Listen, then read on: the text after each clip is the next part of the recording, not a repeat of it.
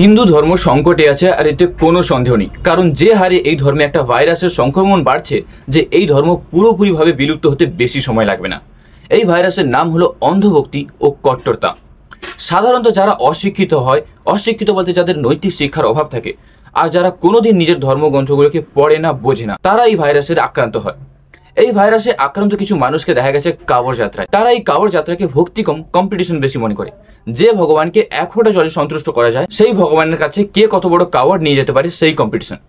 ভগবানের নামে নেশা করছে, মেয়েদেরকে টোন টিটকারি করছে, কখনো অ্যাম্বুলেন্স তো কখনো স্কুল বাস তো কখনো পাবলিক প্রপার্টি ভাঙচুর করছে। এই তোমাদের ধর্ম, এই তোমাদের ভক্তি।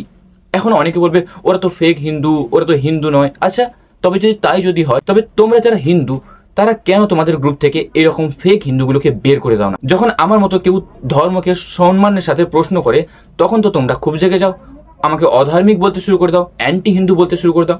কিন্তু যারা ধর্মের মধ্যে থেকে ধর্মের সরাসরি অপমান করে তাদেরকে কেন ছেড়ে দাও? আর পুলিশ আর প্রশাসন কাঁওড় যাত্রীদের উপর ফুল ছড়াচ্ছে, পা দাবিয়ে দিচ্ছে। এটা ঘোর অপমান আমার নজরে আমাদের দেশের ন্যায় ব্যবস্থার। কারণ যখন ঈদের সময় মসজিদে ভিড় লেগে যায়, নামাজিদের সংখ্যা বাড়তে বাড়তে যখন বাধ্য হয়ে তারা রাস্তায় নামাজ পড়তে শুরু করে, তখন এই পুলিশ ও প্রশাসন তাদের লাঠি মারে। কারণ হয়তো এটা নতুন ভারত, যেখানে ধর্ম নিয়ে রাজনীতি হয়, সেই সোনার ভারত নয় যখন হিন্দু শান্তিতে কাঁওড় যাত্রা করতো, মুসলমান শান্তিতে নামাজ পড়তো, যখন হিন্দু হোক বা মুসলমান সবার জন্য আইন সমান ছিল।